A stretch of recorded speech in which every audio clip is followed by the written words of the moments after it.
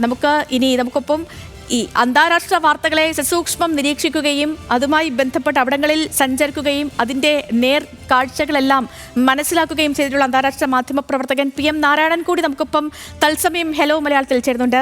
Shri PM Narayanan, good morning. നിലവിലെ ഈ ഒരു സാഹചര്യം, അതിർത്തികൾ കലുഷമാണ്. ഇന്നലെ രാത്രി മുതൽ തുടങ്ങിയ ഷെല്ലിംഗ്, മറ്റ് ആക്രമണങ്ങൾ അതൊക്കെ ഇപ്പോഴും തുടരുന്നുണ്ട് എന്നാണ് നിലവിൽ വരുന്ന വാർത്തകളിൽ നിന്നും മനസ്സിലാകുന്നത്. ഈ നിലവിലെ ഈ ഒരു സാഹചര്യം, അതിനെ അങ്ങ് എങ്ങനെ നോക്കിക്കാണുന്നു? കാരണം ഇപ്പോഴും തിരക്കിട്ട ചർച്ചകൾ നടക്കുന്നുണ്ട്. പ്രതിരോധ മന്ത്രി സംയുക്ത സേനാ മേധാവിയുടെ അടക്കം യോഗം വിളിച്ചിട്ടുണ്ട്. പ്രധാനമന്ത്രിയുടെ ഓഫീസ് കേന്ദ്രീകരിച്ചുള്ള ചർച്ചകൾ നടക്കുന്നുണ്ട്. ഡൽഹിയിൽ വളരെ പ്രധാനമായ പല മീറ്റിങ്ങുകളും പല ചർച്ചകളും നടക്കുന്ന ഒരു സന്ദർഭമാണത്. അതുകൊണ്ട് തന്നെ പത്രപ്രവർത്തകരായ നമ്മൾ വളരെ സൂക്ഷിക്കേണ്ട ഒരു കാര്യം, ഒട്ടനവധി വ്യാജ വീഡിയോകളും വാർത്തകളും എല്ലാ സ്ഥലത്തും നിറയുന്നത് ഒരു കാലത്താണ് നമ്മൾ ജീവിക്കുന്നത്. അതുകൊണ്ട് നമ്മൾ വളരെ ശ്രദ്ധിച്ച് വേണം ഇത്തരത്തിലുള്ള കാര്യങ്ങൾ റിപ്പോർട്ട് ചെയ്യാൻ എന്നുള്ള ഒരു ആമുഖത്തോടു കൂടെ ഞാൻ പറയാം. ഇപ്പോൾ ഇന്ത്യയുടെ വടക്ക് പടിഞ്ഞാറൻ അതിർത്തിയിൽ മുഴുവൻ ഇന്നലെ രാത്രി പാകിസ്ഥാനിൽ നിന്നും വലിയ രീതിയിലുള്ള ഡ്രോൺ അറ്റാക്കും അതേപോലെ മിസൈൽ അറ്റാക്കും ഉണ്ടായിരുന്നു. അതിന് തീർത്തും ശക്തമായി തന്നെ ഇന്ത്യ പ്രതിരോധിക്കുകയും സക്സസ്ഫുള്ളി ഈ ഡ്രോണുകളെയെല്ലാം അരിഞ്ഞു വീഴ്ചുകയും ചെയ്യുന്ന ഒരു കാഴ്ച നമ്മൾ കണ്ടതാണ്. ഇത് ഇന്ത്യയുടെ നിലപാട് തുടക്കം മുതലേ ഒന്നാണ്, നമ്മൾ പ്രപ്പോർഷനേറ്റ് ആയിട്ടുള്ള ഒരു ഡിഫൻസ് ആണ് നമ്മളുടേത് എന്നുള്ളത്. എന്ന് വെച്ചാൽ പാകിസ്ഥാൻ എന്താണോ ചെയ്യുന്നത് അതിന് ആനുപാതികമായ ശക്തിയോടെ നമ്മൾ തിരിച്ചടിക്കുമെന്നുള്ളത് ഇത് ഒരു ഉറച്ച നിലപാടാണ്. പാകിസ്ഥാൻ ഈ ഏപ്രിൽ 22 നടത്തിയ ഭീകരാക്രമത്തെ നമ്മൾ പ്രതിരോധിക്കാനാണ് ഭീകര താവളങ്ങളെ മാത്രം ലക്ഷ്യം വെച്ചുകൊണ്ട് ഇന്ത്യ തിരിച്ചടിച്ചത്. അത് പ്രപ്പോർഷനേറ്റ് ആയിരുന്നു, ആനുപാതികമായിരുന്നു. അതിനുശേഷം നമ്മൾ പറഞ്ഞിട്ടുണ്ട്, ഓക്കെ, ഇവിടെ നമുക്ക് നിർത്താം. പക്ഷെ അത് കേൾക്കാൻ പാകിസ്ഥാൻ തയ്യാറല്ലാത്തത് കൊണ്ടായിരുന്നു ഇന്നലെ രാത്രി ഇത്രയും വലിയ ഒരു ഡ്രോൺ വ്യൂഹത്തെ ഇന്ത്യയിലേക്ക് അയച്ചത്. അതിനെല്ലാം നമ്മൾ വെടിവെച്ചെടുക്കുകയും ചില പാകിസ്ഥാനി പൈലറ്റ് എല്ലാം ഇന്ത്യൻ കസ്റ്റഡിയിൽ ഉണ്ട് എന്നുള്ള വാർത്തകൾ നമുക്ക് ഇപ്പോൾ ലഭിക്കുന്നുണ്ട്. ഇതിന്റെ കൂടുതലായിട്ടുള്ള വിശദ വിവരങ്ങൾ, ഒതന്റിക് ആയിട്ടുള്ള വാർത്തകൾ നമുക്ക് ലഭിക്കണമെങ്കിൽ ഈ ഡിഫൻസിന്റെയും അല്ലെങ്കിൽ എക്സ്പി ഡിവിഷന്റെയും എല്ലാം പ്രസ് കോൺഫറൻസിൽ കാത്തിരിക്കേണ്ടതായിട്ടുണ്ട്. എനിക്ക് തോന്നുന്നു 10 മണിക്കാണ് അത് ഇപ്പോൾ അനൗൺസ് ചെയ്തിരിക്കുന്നത്. അത് കഴിയുമ്പോൾ നമുക്ക് കൂടുതൽ വ്യക്തമായിട്ടുള്ള ഒതന്റിക് ആയിട്ടുള്ള ഇൻഫർമേഷൻസ് കിട്ടും. ഇവിടെ നമുക്ക് പ്രധാനമായി പറയേണ്ട ഒരു കാര്യം എന്താണെന്ന് വെച്ചാൽ, ഇത് provocation started from Pakistan side.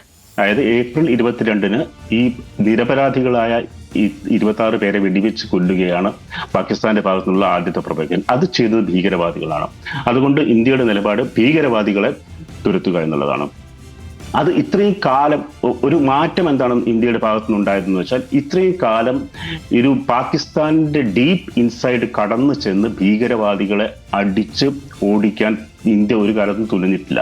ഇപ്പൊ നമുക്ക് കാണാം, ഈ POK മാത്രമല്ല, പത്താൻകോട്ടും അതേപോലെ ലാഹോർ അതേപോലെ റാവൽപിണ്ടി വരെ പാകിസ്ഥാൻ ആർമിയുടെ ഹെഡ്ക്വാർട്ടേഴ്സ് വരെ നീളുന്ന തരത്തിലുള്ള പ്രഹരമാണ് ഇന്ത്യ പാകിസ്ഥാന്റെ മേലെ ഏൽപ്പിച്ചിരിക്കുന്നത്.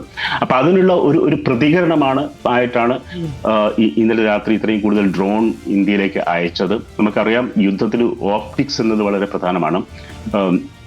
ഒരു കാര്യം കൂടെ ചേർത്ത് പറയേണ്ടത്, ഇന്നലെ രാത്രി മുതൽ നമുക്ക് പാകിസ്ഥാനി റിപ്പോർട്ടേഴ്സിനൊന്നും കോൺടാക്ട് ചെയ്യാൻ പറ്റുന്ന അവസ്ഥയിലല്ല. കാരണം അവർക്കെല്ലാം ഇന്ത്യയുമായി ബന്ധപ്പെടുന്നവർ ബാൻ ചെയ്തിട്ടുണ്ട്, അവരെല്ലാം സർവൈലൻസിലാണ്. അതുകൊണ്ട് നേരിട്ട് നമുക്ക് സംസാരിക്കാൻ പറ്റാത്ത ഒരു കണ്ടീഷൻ അവിടെ നിലനിൽക്കുന്നുണ്ട്. പക്ഷെ ഒരു കാര്യം പറയാം, അതായത് ഇരുട്ടിലൂടെ ഇന്ത്യയിലേക്ക് തുളഞ്ഞു കയറുന്ന ആയിരക്കണക്കിന് ഡ്രോണുകളെ കാണിച്ചുകൊണ്ട് തൽക്കാലം വേണമെങ്കിൽ പാകിസ്ഥാന് അവരുടെ ജനങ്ങളെ ശാന്തരാക്കാൻ പറ്റും. പക്ഷെ ദ ഫാക്ട് ഈസ് ദാറ്റ് ഈ പാകിസ്ഥാനുമായിട്ടുള്ള ഇന്ത്യയുടെ യുദ്ധം എന്നത് ഒളിഞ്ഞും തെളിഞ്ഞും ഉള്ളതാണ്. അതായത് ഒളിഞ്ഞുള്ള യുദ്ധത്തിൽ പാകിസ്ഥാൻ ഒരു സർപ്രൈസ് ഇന്ത്യക്ക് നൽകാൻ പറ്റുന്നത്. അതാണ് നമ്മൾ കണ്ടത്. നിരപരാധികളായ ആളുകളെ വെടിവെച്ച് വീഴ്ത്തിയത് പല സമയത്തും കണ്ടിട്ടുണ്ട്. പാർലമെന്റ് അറ്റാക്ക് കണ്ടിട്ടുണ്ട്, ബോംബെ അറ്റാക്ക് കണ്ടിട്ടും ഒട്ടനവധി സന്ദർഭത്തിൽ പാകിസ്ഥാൻ ഇത്തരത്തിലുള്ള ഒരു ഒളിഞ്ഞുള്ള യുദ്ധമുണ്ട്. പക്ഷെ നേരിട്ടുള്ള യുദ്ധത്തിൽ പാകിസ്ഥാൻ ഒരു കാലത്തും ഇന്ത്യയുടെ ഒരു അയൽപ്പക്കത്ത് പോലും എത്തിയിട്ടില്ല എന്നുള്ളതാണ് ഒരു വസ്തുത. അത് 1971 യുദ്ധം ചെയ്ത് 2 കഷ്ണമായി മുറിഞ്ഞു പോയ ഒരു അവസ്ഥ നമ്മളെല്ലാം അറിയുന്നതാണ്. ഇത് മാത്രമല്ല, ഇപ്പം പാകിസ്ഥാനെ സംബന്ധിച്ചിടത്തോളം ഇന്ന് IMFന്റെ മീറ്റിംഗ് ഉണ്ട്, ഒരു ലോണിന് വേണ്ടിയിട്ട് $1.3 ബില്യൺ കിട്ടാൻ വേണ്ടിയിട്ടുള്ള. അപ്പം ഇക്കണോമി എന്ന് പറഞ്ഞു കഴിഞ്ഞാൽ തകർന്ന് തരിപ്പണമായി കിടക്കുകയാണ്. ബലൂചിസ്ഥാനിൽ ഓൾറെഡി ബലൂചിസ്ഥാൻ ആർമി മാത്രമല്ല നാരായണൻ, ഇപ്പോ ഈ പാകിസ്ഥാൻ അത് ലോകത്തിന് നൽകുന്ന സന്ദേശം എന്താണ് എന്നുള്ളൊരു ചോദ്യം കൂടിയാണ്. കാരണം നമുക്കറിയാവുന്ന പോലെ കഴിഞ്ഞ ദിവസമാണ് നമുക്ക് സ്ഥിരീകരണം വന്നത് ഈ ഭീകരനെ റൌഫിനെ ഇന്ത്യ കൊന്നിരിക്കുന്നു എന്നുള്ള വിവരം. അതിനുശേഷം അയാളുടെ ഈ സംസ്കാര ചടങ്ങുകളിൽ പങ്കെടുത്തിരിക്കുന്നത് ആരൊക്കെയാണ്? അവിടുത്തെ സൈനിക മേധാവി അസിം മുനീറാണ്. അവിടുത്തെ മറ്റ് ഉന്നത പോലീസ് ഉദ്യോഗസ്ഥർ അതിൽ പങ്കെടുത്തിരിക്കുകയാണ്. അതായത് ലോകത്തിന് മുന്നിൽ പാകിസ്ഥാൻ പറയുന്നു ഞങ്ങൾ ഭീകരതയെ ഒരു തരത്തിലും പ്രോത്സാഹിപ്പിക്കുന്നില്ല എന്ന്. അതിനുശേഷം അവർ ചെയ്യുന്നത് ഈ ഭീകരന്റെ തന്നെ സംസ്കാര ചടങ്ങിൽ പങ്കെടുക്കുക എന്നുള്ളതാണ്. അങ്ങനെ ഈ രാജ്യം, ഈ പാകിസ്ഥാൻ എന്ന് പറയുന്ന രാജ്യം ലോകത്തിന് നൽകുന്ന സന്ദേശം പോലും ഇപ്പോൾ ചോദ്യം ചെയ്യപ്പെടുകയല്ലേ?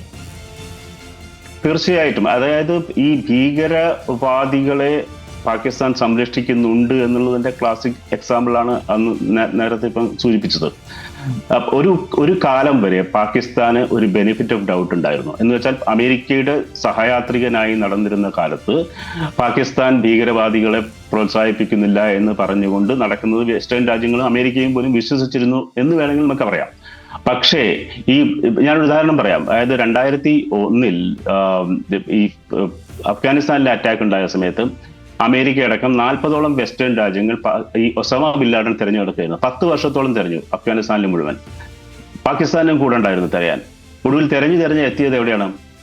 റാവൽപിണ്ടിയിൽ, പാകിസ്ഥാന്റെ മിലിറ്ററി ഹെഡ്ക്വാർട്ടേഴ്സിന്റെ താഴത്തു നിന്നാണ് ഈ ഒസാമ ബിൻ ലാഡനെ പിടിച്ചത്. അപ്പൊ ഇതാ ഭീകരവാദി എന്ന് പറഞ്ഞിട്ട് അഫ്ഗാനിസ്ഥാനിൽ മുഴുവൻ തെരഞ്ഞെടുക്കുകയും വെസ്റ്റേൺ രാജ്യങ്ങൾ മുഴുവൻ കൂട്ടം കൂട്ടുകയും ചെയ്ത് ഒടുവിൽ കണ്ടെത്തുന്നത് പാകിസ്ഥാനിൽ ആയതുകൊണ്ട് തന്നെ ഈ പാകിസ്ഥാന്റെ ഹിപ്പോക്രസി ലോകം തിരിച്ചറിയാൻ തുടങ്ങിയിട്ട് കുറച്ചു കാലം. അതുകൊണ്ടാണ് ലോക രാജ്യങ്ങൾ ഇപ്പോൾ പാകിസ്ഥാന്റെ കൂടെ ഇല്ല. ഇപ്പൊ ലോക രാജ്യങ്ങളെ പാകിസ്ഥാനെ കൂടെ നിർത്തണമെങ്കിൽ ഞങ്ങൾ ഇന്ത്യയുമായി യുദ്ധം ചെയ്യുകയാണ്. അത് ഇന്ത്യ പാകിസ്ഥാൻ എന്നുള്ള ഒരു ഹൈഫനേഷൻ വരുമ്പോൾ അവർക്ക് കിട്ടുന്ന ഒരു ക്രെഡിബിലിറ്റി ഉണ്ട്. അല്ലെങ്കിൽ ഞങ്ങളുടെ കയ്യിൽ ന്യൂക്ലിയർ ബോംബുണ്ട് എന്ന് പറയുമ്പോൾ പടിഞ്ഞാറൻ രാജ്യങ്ങൾ അവർക്ക് നൽകുന്ന ഒരു ക്രെഡിബിലിറ്റി ഉണ്ട്. ഇതെല്ലാം തകർന്നടിഞ്ഞ് ലോകത്തിന് മുമ്പിൽ നാണം കെട്ടു നിൽക്കുന്ന ഒരു അവസ്ഥയാണ് പാകിസ്ഥാൻ. അതിനൊരു കാരണം കൂടെ ഉണ്ട്. പാകിസ്ഥാനിലെ സിവിലിയൻ സർക്കാരിന് വലിയ നിയന്ത്രണമില്ലാത്ത ഒരു മിലിറ്ററിയാണ് അവിടെയുള്ളത്. ഒരു കാര്യം നമ്മൾ മനസ്സിലാക്കേണ്ടത്, ഈ പാകിസ്ഥാൻ മിലിറ്ററി എന്നതും ഇന്ത്യൻ മിലിറ്ററി എന്നതും രണ്ട് കാര്യമാണ്. പാകിസ്ഥാൻ മിലിറ്ററി എന്നത് ഒരു കോർപ്പറേറ്റ് വലിയൊരു പ്രസ്ഥാനമാണ്. അവർക്ക് ഹോസ്പിറ്റലുകളുണ്ട്, അവർക്ക് സ്കൂളുകളുണ്ട്, അവർക്ക് ഹോട്ടലുകളുണ്ട്, അവർക്ക് വലിയ റിയൽ എസ്റ്റേറ്റ് ബിസിനസ്സുകളുണ്ട്. ഇങ്ങനെയൊക്കെ നടക്കുന്ന പാകിസ്ഥാനിലെ വളരെ എലൈറ്റ് ആയിട്ടുള്ള ഒരു വിഭാഗമാണ് ഈ യുദ്ധങ്ങളും ബാക്കിയുള്ള കാര്യങ്ങളൊക്കെ പ്രോഗ്രാം ചെയ്ത് ആഞ്ഞടിക്കുന്നത്. അവരുടെ ഫേസ് ആണ് ഇപ്പം നഷ്ടപ്പെട്ടുകൊണ്ടിരിക്കുന്നത്. ഇത് പാകിസ്ഥാനിലെ തന്നെ വലിയ രീതിയിലുള്ള ജനമുന്നേറ്റത്തിന് കാരണമാക്കാനുള്ള സാധ്യതയുണ്ട്. കാരണം അത്തരത്തിലുള്ള വാർത്തകൾ നമുക്ക് കിട്ടുന്നുണ്ട്. ഇമ്രാൻഖാന്റെ അനുയായികൾ വലിയ രീതിയിലുള്ള പ്രക്ഷോഭത്തിന് ഇറങ്ങാനുള്ള സാധ്യതയുണ്ട്. കാരണം ഇമ്രാൻ കഴിഞ്ഞ 3 വർഷമായിട്ട് ജയിലിലാണ് കിടക്കുന്നത്. കാരണം ജനാധിപത്യം അതുമായി ബന്ധപ്പെട്ടുള്ള വാർത്തകൾ കൂടി വരുന്നുണ്ടല്ലോ ശ്രീ PM നാരായണൻ. ഇപ്പോൾ പാകിസ്ഥാൻ കൂടുതൽ അരക്ഷിതം ആയിക്കൊണ്ടിരിക്കുകയാണ്. ഇപ്പോൾ പാകിസ്ഥാന്റെ പ്രധാനമന്ത്രി, അദ്ദേഹത്തിന് ഈ വന്ന് ഓഫീസിൽ ഇരിക്കാൻ പോലും കഴിയാത്തൊരു സാഹചര്യമാണ്. അസിം മുനീറിനെ അവിടെ കാണാനില്ല. പക്ഷേ ഈ ഒരു ഘട്ടത്തിൽ വരുന്ന വാർത്തയാണ് ഈ ഇമ്രാൻ ഖാനെ ജയിലിൽ വധിക്കാൻ ഒരു ശ്രമം നടന്നിരുന്നു എന്നുള്ളത്. അങ്ങനെയെങ്കിൽ ഇന്ത്യക്കെതിരായ ഒരു അതിക്രമം അത് ഇമ്രാൻഖാനെ വകവരുത്താനുള്ള ഒരു നീക്കമായി കൂടി പാകിസ്ഥാൻ എടുക്കുന്നുണ്ടോ? ഇല്ല, പാകിസ്ഥാൻ ആർമി ഇത്തരത്തിലുള്ള പല കവറും നടത്താറുണ്ട്. പക്ഷെ എന്ന് നേരിട്ട് പറയാൻ പറ്റില്ല. പക്ഷെ ഇമ്രാൻഖാനെതിരെ വലിയ രീതിയിലുള്ള അതിക്രമങ്ങൾ നടന്നിട്ടുണ്ടെന്നുള്ളത് അവിടുത്തെ തന്നെ വാർത്താ മാധ്യമങ്ങൾ വ്യക്തമായി റിപ്പോർട്ട് ചെയ്തിട്ടുണ്ട്. ഞാൻ സൂചിപ്പിക്കാൻ ശ്രമിച്ചാൽ പൊളിറ്റിക്കലി ഭയങ്കരമായിട്ട് ഡീസ്റ്റെബിലൈസ് ചെയ്ത് നിൽക്കുന്ന ഒരു രാജ്യമാണ് പാകിസ്ഥാൻ. പൊളിറ്റിക്കലി മാത്രമല്ല സാമ്പത്തിക രംഗത്തും. ഞാനൊരു ഉദാഹരണം പറയാം. 130 billion US കടമാണ് രാജ്യത്തിലുള്ളത്. GDP income ratio എന്നുള്ളത് 70% ആണ്. അതായത് ഇന്ന് IMFന്റെ മീറ്റിംഗ് നടക്കുന്നുണ്ട്. അതിന് IMFന്റെ നേതാവ് ഇപ്പോഴത്തെ പ്രമുഖനെന്ന് പറഞ്ഞ് ഇപ്പൊ ഇന്ത്യക്കാരനാണ്. അദ്ദേഹമായി പ്രധാനമന്ത്രി സംസാരിച്ചിട്ടുണ്ട്, ഇന്ത്യൻ പ്രധാനമന്ത്രി. അപ്പൊ അവർക്ക് അത് കിട്ടിയിട്ടില്ലെങ്കിൽ 1.3 ബില്യൺ കിട്ടിയിട്ടില്ലെങ്കിൽ പ്രശ്നങ്ങൾ വലിയ പ്രശ്നമാണ്. ഈ ഫോറക്സ് റിസർവ് എന്നത് $10 ബില്യൺ ആണ് പാകിസ്ഥാന്റെ ഫോറക്സ് റിസർവ്. ഇന്ത്യയുടേത് $630 ബില്യൺ ആണ്. ഇത്തരത്തിലുള്ള നമ്പേഴ്സിലോ അല്ലെങ്കിൽ മിലിറ്ററി കപ്പാസിറ്റിയിലൊന്നും പാകിസ്ഥാന് ഇന്ത്യയുമായി ഒരു തരത്തിലും താരതമ്യം ചെയ്യാൻ പറ്റില്ല. പക്ഷേ ഞാൻ നേരത്തെ സൂചിപ്പിച്ച പോലെ ഒരു എന്താ പറയാ, പര്യടനത്തിന് പോകുന്ന അല്ലെങ്കിൽ ടൂറിസ്റ്റുകളുടെ മേലെ പിന്നിൽ നിന്നും വെടിവെക്കുക, അല്ലെങ്കിൽ ഇത്തരത്തിലുള്ള വളരെ വൈകൃതമായിട്ടുള്ള അറ്റാക്കുകളാണ് പാകിസ്ഥാന്റെ ഭാഗത്തു നിന്നുള്ളത്. അതായത് ഒളിഞ്ഞും തെളിഞ്ഞും നമ്മൾ പറയാറുണ്ട്. അതായത് ഒളിഞ്ഞുള്ള അറ്റാക്കുകളിൽ ചിലപ്പം ഇന്ത്യ സർപ്രൈസ് ആയിട്ട് ഇപ്പൊ ആവുന്നുണ്ട്. അത്തരത്തിലുള്ള അറ്റാക്കുകൾ നമ്മൾ ഇനിയും പ്രതീക്ഷിക്കേണ്ടത്. പക്ഷേ ഇതൊരു ഇന്ത്യക്കും വലിയൊരു ഷോക്ക് ട്രീറ്റ്മെന്റ് ആണ്. ഏറ്റവും പ്രധാനപ്പെട്ട ഒരു കാര്യം ഞാൻ പറഞ്ഞു നിർത്താം എന്ന് വെച്ചാൽ, ഇന്ത്യ ഇത്രയും കാലം പാകിസ്ഥാന്റെ ഡീപ്പ് ഇൻസൈഡിൽ പോയിട്ട് അറ്റാക്ക് ചെയ്തിട്ടില്ല. നമ്മൾ പലപ്പോഴും പറയുമ്പോൾ തന്നെ നമ്മൾ ചെറിയൊരു അറ്റാക്ക് POKയിൽ പോയിട്ട് ഒരു ബോംബിടും, അല്ലെങ്കിൽ ഇത്തരത്തിലുള്ള ചെറിയ ചെറിയ നീക്കങ്ങൾ നടത്തും. പക്ഷെ പാകിസ്ഥാനിലെ റാവൽപിണ്ടി വരെ എത്തുന്ന ഇന്ത്യയുടെ പ്രഹര ശക്തി പാകിസ്ഥാൻ തിരിച്ചറിയുന്നത് ഇപ്പോഴാണ്. അതുകൊണ്ട് തന്നെ ഇപ്പോൾ നമ്മൾ കണ്ടിട്ടുള്ള രീതിയിലുള്ള ഈ തുക്കുട രീതിയിലുള്ള ഈ ഒളിഞ്ഞുള്ള അറ്റാക്കുകൾ പാകിസ്ഥാന്റെ ഭാഗത്തു നിന്നും നമുക്ക് പ്രതിരോധിക്കാൻ പറ്റും. കൃത്യമായിട്ടുള്ള മറുപടി ഇന്ത്യയുടെ ഭാഗത്തു നിന്ന് ഉണ്ടാവും എന്നറിഞ്ഞാൽ ഇത്തരത്തിലുള്ള ഭീകരരെ ചെവി പിടിച്ചു പുറത്താക്കാൻ പാകിസ്ഥാൻ ആർമി ശ്രമിക്കും എന്നുള്ളതാണ് എനിക്ക് തോന്നുന്നത്. അതല്ലെങ്കിൽ ആ രാജ്യത്തിന്റെ കാര്യം വളരെ കഷ്ടമാണ്. തീർച്ചയായും ശ്രീ PM നാരായണൻ അങ്ങ് പറഞ്ഞതുപോലെ തന്നെയാണ്. ഇപ്പോൾ നമ്മൾ ഈ ഉറിയും പുൽവാമയും ഒക്കെ എടുത്തു നോക്കിയാൽ, ഉറി ചെയ്തതുപോലെ ആയിരുന്നില്ല പുൽവാമയ്ക്ക് നമ്മൾ കൊടുത്തൊരു മറുപടി, അതുപോലെ ആയിരുന്നില്ല ഇപ്പോൾ പെഹൽഗാമിന് നൽകിയ മറുപടി. ഓരോ തവണയും ഓരോരോ രീതിയിലായിരുന്നു ഇന്ത്യയുടെ പ്രത്യാക്രമണം പാകിസ്ഥാന് നേരെ. തീർച്ചയായിട്ടും. ഞാൻ അതിന്റെ ഒരു ഗ്രാഫ് കാണിച്ചു തരാം. 1999 നമ്മളുടെ വിമാനം റാഞ്ചി കൊണ്ടുവന്നപ്പോൾ എന്താണ് ചെയ്തത്? 5 ഭീകരരെ അല്ലെങ്കിൽ 4 ഭീകരരെ വിട്ടുകൊടുത്തുകൊണ്ടാണ് നമ്മൾ ഇന്ത്യ പ്രതികരിച്ചത്. 2001 പാർലമെന്റ് അറ്റാക്ക് കഴിഞ്ഞപ്പോൾ നമ്മൾ അതിനെ പ്രതിരോധിച്ച് യുദ്ധ സാഹചര്യം സമാനമായ ഒരു സാഹചര്യത്തിലെത്തി.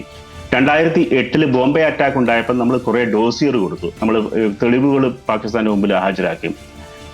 പിന്നെ പത്താൻകോട്ട് അറ്റാക്ക് ഉണ്ടായപ്പോൾ നമ്മൾ എന്ത് ചെയ്തു? അവരെ തന്നെ വിളിച്ച് കാണിച്ചു കൊടുത്തു, നിങ്ങൾ തന്നെ വന്ന് നോക്ക്, നിങ്ങൾ തന്നെ ചെക്ക് ചെയ്യേ ആരാണ് ചെയ്തതെന്നുള്ളത്. ഇത് പറഞ്ഞു കഴിഞ്ഞാൽ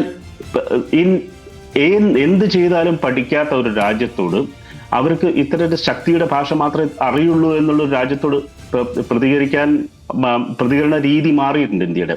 അതിന്റെ ശക്തമായ തെളിവാണ് ഉറിയിലും ബാലാക്കോട്ടിലും ചെറിയ ഒറ്റ സ്ട്രൈക്ക് ആയിരുന്നെങ്കിൽ ഇവിടെ നമുക്കറിയാം 22ഓളം ടെററിസ്റ്റ് ക്യാമ്പുകൾ ഇന്ത്യ മാപ്പ് ചെയ്ത് വെച്ചിട്ടുണ്ട്. അതിൽ 9 എണ്ണമാണ് തകർത്തത്, ഇനിയും കുറെ എണ്ണം തകർക്കാനുണ്ട്. ഇത് മാത്രമല്ല, ഈ ആർമി കേന്ദ്രം വരെ ആക്രമിക്കാൻ തക്ക രീതിയിൽ ഇന്ത്യയുടെ ഒരു കോൺഫിഡൻസ് വളർന്നിട്ടുണ്ട്. അത് കോൺഫിഡൻസ് എന്നല്ല, എനിക്ക് തോന്നുന്നു ഇന്ത്യയുടെ ഒരു റിയലൈസേഷൻ ആണത്. There is no other way to deal with this rogue country. ഒരു തെമ്മാടി രാഷ്ട്രത്തോട് ഇതിനപ്പുറം ഇതല്ലാത്ത വേറെ ഒരു ഭാഷയും മനസ്സിലാവാത്ത തെമ്മാടി രാഷ്ട്രത്തോട് ഇങ്ങനെ മാത്രമേ പ്രതികരിക്കാൻ സാധിക്കൂ എന്നുള്ള ഒരു റിയലൈസേഷൻ ഇന്ത്യൻ എസ്റ്റാബ്ലിഷ്മെന്റിനകത്ത് വളരെ ശക്തമാണ്. അതുകൊണ്ടാണ് ഇങ്ങനെ പ്രതികരിച്ചത്. ഇന്ത്യ ഒരിക്കലും ഇവരുടെ ആർമി എസ്റ്റാബ്ലിഷ്മെന്റ്സ് ഒന്നും അറ്റാക്ക് ചെയ്തിട്ടില്ല, സിവിലിയൻസിനെ അറ്റാക്ക് ചെയ്തിട്ടില്ല. തീർത്തും ഭീകരവാദ കേന്ദ്രങ്ങളെ മാത്രമാണ് അറ്റാക്ക് ചെയ്തത്, 9 ഭീകരവാദ കേന്ദ്രം. അതിന് മറുപടിയായി പാകിസ്ഥാൻ എന്താണ് ചെയ്തത്? അതിന് പ്രൊപ്പോർഷനായിട്ട് പാകിസ്ഥാൻ ഇന്ത്യയിലെ സിവിലിയൻ കേന്ദ്രങ്ങളെ, മിലിറ്ററി കേന്ദ്രങ്ങളെ അറ്റാക്ക് ചെയ്യുക എന്നുള്ളതാണ് ചെയ്തത്. അപ്പൊ അതിന് തീർച്ചയായിട്ടും പ്രൊപ്പോർഷനേറ്റ് തിരിച്ചടി ഇന്ത്യയുടെ ഭാഗത്തുനിന്നുണ്ടാവും. ആ തിരിച്ചടിയാണ് നമ്മൾ കണ്ടത്. അത് റാവൽപിണ്ടി വരെ എത്തിയിട്ടുണ്ട്, ആർമി ഹെഡ്ക്വാർട്ടേഴ്സ് വരെ എത്തിയിട്ടുണ്ട്. ലാഹോറും കടന്ന് ബവാൽകോട്ടും എല്ലാം കടന്ന് വലിയ രീതിയിൽ പാകിസ്ഥാന്റെ കറാച്ചി പോർട്ടിൽ വരെ വലിയ രീതിയിലുള്ള നാശനഷ്ടങ്ങൾ ഉണ്ടായിട്ടുണ്ട് എന്നാണ് റിപ്പോർട്ടുകൾ പറയുന്നത്. പക്ഷെ അത് സ്ഥിരീകരിച്ചിട്ടില്ല, അതുകൊണ്ട് അതിന്റെ വിശദാംശങ്ങളിലേക്ക് ഞാൻ കടക്കുന്നില്ല.